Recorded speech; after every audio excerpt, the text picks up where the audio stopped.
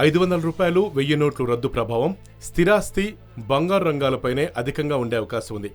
ఒకేసారి అధిక మొత్తం అనధికార చెల్లింపులు ఈ రంగాల్లోనే సాగుతున్నాయని ప్రభుత్వం గుర్తించింది.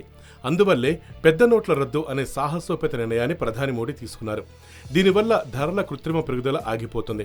అధిక విలువ కలిగిన ఎలక్ట్రానిక్, గృహోపకరణాలు, వాహన రంగాలపైన ప్రభావం ఉండొచ్చని మార్కెట్ వర్గాలు పేర్కొంటున్నాయి. దేశీయ ఆర్థిక వ్యవస్థలో నగదు చెలామణి గణనీయంగా పెరిగిపోయింది. ఇప్పుడు ఆర్థిక సంవత్సరం ప్రారంభంలో 16,50,00,000 కోట్ల నగదు చెలామణిలో ఉందని సమాచారం. ఇంత నగదు చెలామణిలో ఉన్న బ్యాంకులకు చేరుతున్న మొత్తం తగ్గిపోయింది.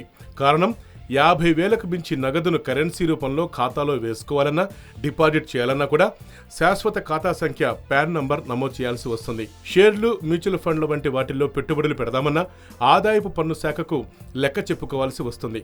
అందువల్ల నల్లధనం ఎక్కువగా బ్యాంకులకు బయటే ఉంటుంది.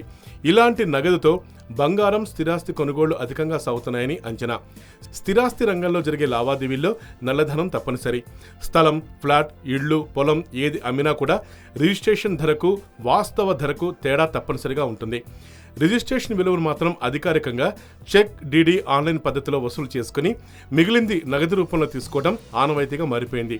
పట్టణాల్లో, నగరాల్లో ఫ్లాట్ రిజిస్ట్రేషన్ విలువ కంటే దాదాపు రెట్టింపు ధర పలుకుతోంది. తేడా మొత్తం అంతా అనధికారిక చెల్లింపే. ఈ నగదంతా నల్లధనమే. పాత ఆస్తుల విక్రయంలోనూ నగదు లావాదేవీలే అధికం. వీరిపై అధిక ప్రభావం ఉంటుంది.